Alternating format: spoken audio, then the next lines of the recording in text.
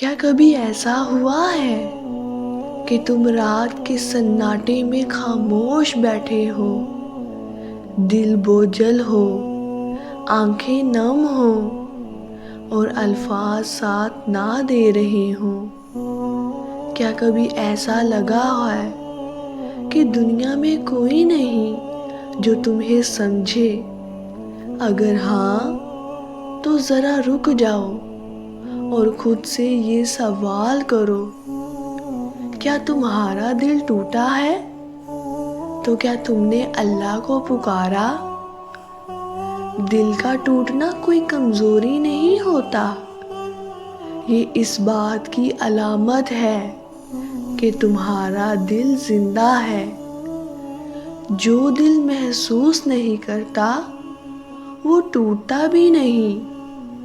اور یاد رکھو، جب دل سب سے زیادہ ٹوٹتا ہے تب اللہ سب سے زیادہ قریب ہوتا ہے۔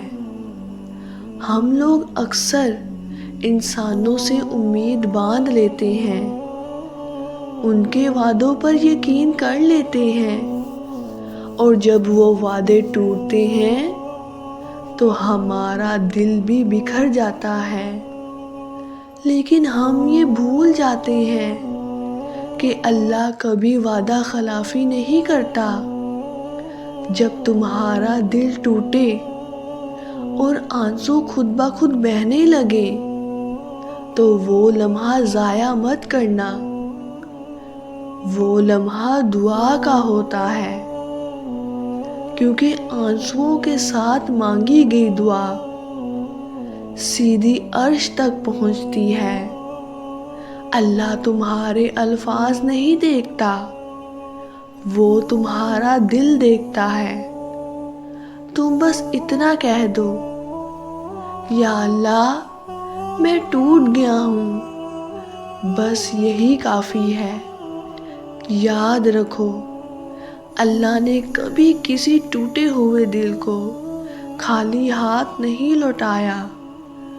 وہ کبھی صبر دیتا ہے، کبھی سکون، اور کبھی ایسا بدل دیتا ہے کہ تم خود حیران رہ جاتے ہو سکتا ہے آج تم جس درد سے گزر رہے ہو وہی درد کل تمہاری طاقت بن جائے۔ ہو سکتا ہے آج کی تنہائی کل اللہ سے قربت کا ذریعہ بن جائے۔